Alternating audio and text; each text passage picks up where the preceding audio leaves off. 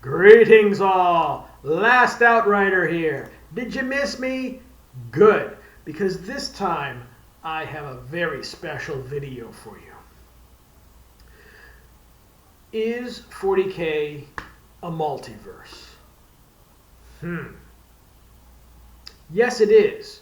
What? Oh, you're going to tell me it's not. Maybe you watched one of the 2 or 3 videos out there that address this question. This question actually came from me from somebody who saw a One Mind Syndicate video recently where there was a write-in question about this, and they wanted a second opinion, or really a first opinion, because I went and looked at it and they didn't even really answer the question.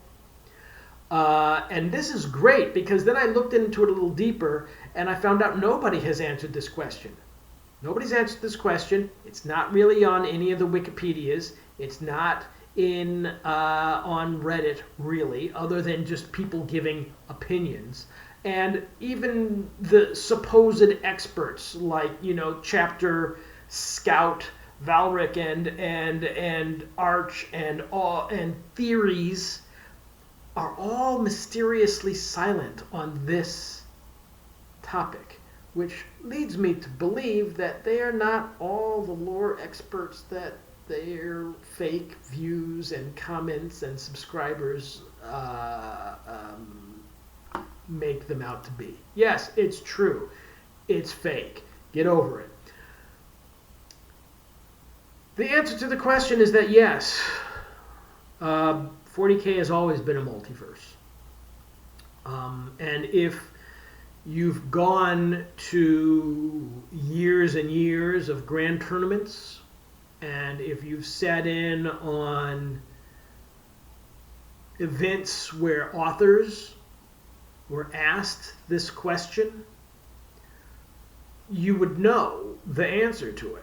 And of course, not many people have done that for 30 years. It's much easier just to read regurgitated opinions off of Reddit and Wikipedias than it is to actually be an expert. And that's the other point.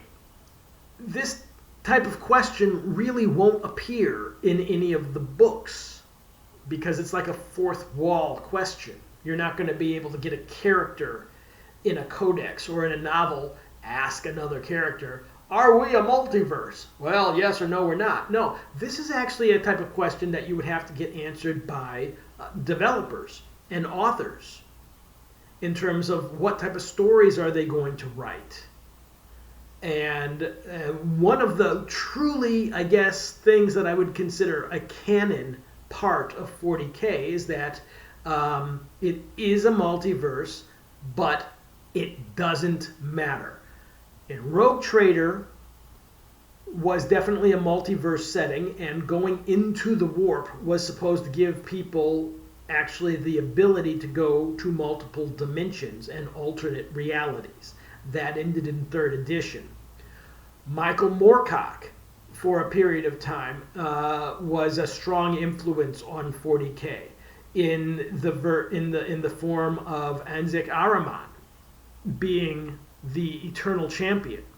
He was, or maybe even still is, if that's revisited. But he and Cypher to a lesser extent, but definitely Ahriman was presented as an eternal champion, traveling through the multiverses of 40k, fulfilling prophecies, I'm going to say. Now, the interesting thing is that, and I admit I only did a very quick review of this, but I haven't found any of the source material listed on any of the popular websites or channels that really talk about this multiverse question, which again is interesting, because again, I got my answers from listening to authors firsthand answer this question, which is why there's nothing written down. there's no source material you'll be able to point at, because there's not going to be a source material where they're going to sit there and say and address it, like I said, in a codex or a novel. There are very few novels, old novels, that do address it, and I'm not going to mention them because I'll let the supposed lore experts go find them themselves. But there was one very poignant conversation with Aldrad where he explains that the Emperor has fixed the Imperium in all multiverses, in all timelines. The reason why the Imperium appears to be the mess, the dystopian future that it is because, especially the atrocities that occur, is because the Emperor isn't just saving humanity in one universe. The Emperor needs to save humanity from chaos in all of the multiverses where humanity exists. So therefore, humanity becomes a constant across the multiverse. The Emperor is a constant across the multiverse. There is no timeline where Horus wins. There is no timeline where the Imperium isn't exactly the way it is now. And that occurred because of the Emperor. And that's where you truly understand his divinity, his as the savior of humanity in its entirety. So you think he's not doing anything sitting on the golden throne, but in actuality, you may not see a lot of interaction in one universe, but he may be, that's because he might be interacting in a million different multiverses at the same time. Now, from that standpoint, he's a very busy guy. And since all of the interactions occur, I'm not going to say simultaneously, but they all end up with a similar effect, transversing through all of the dimensions that humanity is in it. What is helpful in one becomes harmful in another. It's all meant to push back chaos in every timeline of humanity simultaneously. And this, as a conglomerate, as a composite, as an amalgam, has created the Imperium as we see it today. Which, from any one timeline perspective, looks pretty bad. But as a whole, when you consider the fact that the Emperor has held off chaos from, and who knows how many multiverse versions of the Imperium, then it's a Herculean task. It's mind-boggling how anybody, that's when you truly understand the power and influence of the Emperor. When you think about it from that perspective, no entity in really any of the science fiction novels has really been portrayed as being that, wow, omnipotent, to save, to fix humanity, not only in one timeline, but all timelines. Humanity is the same. So it is a multiverse, but it doesn't matter. If you had multiverse traveling capability in the 40k universe, world, you know what I mean.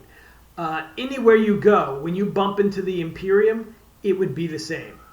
Now, around the Imperium, things would be different, right? The Eldar goes off and they are mapping their own futures and everything like that, changing all the time, mapping all other types of futures and paths and things like that with their Farseers.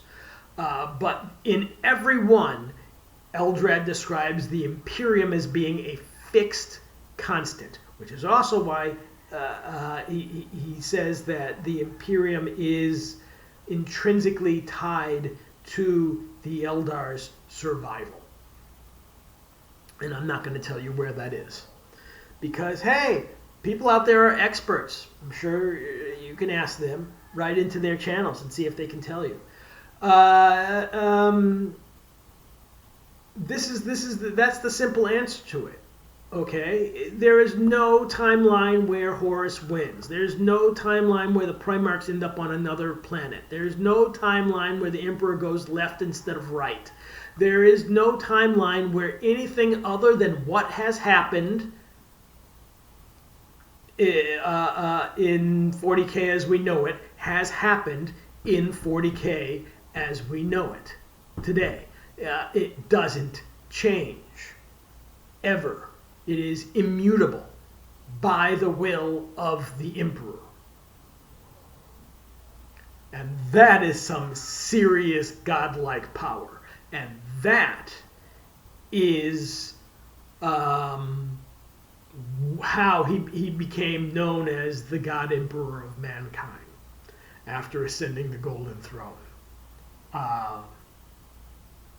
Because it was only after that part. The Emperor actually says that there's a trade-off between power and knowledge. Okay?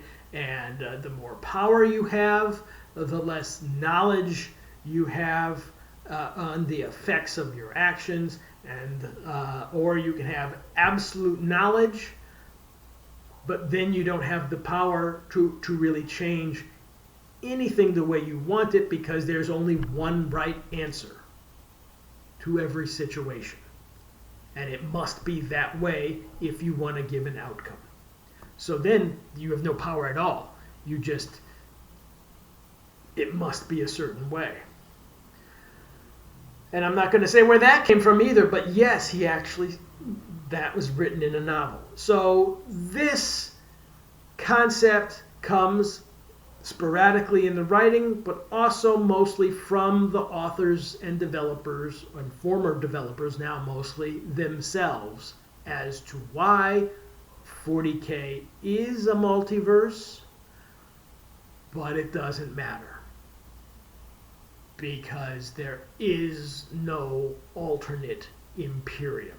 Because just saving humanity once in one universe and then letting it go to chaos in every other one made the game pointless. Isn't that cool? It's true. Yes. Now you have the answer for the people who truly see this. Welcome to the special club of having real 40k knowledge. And until next time, bye.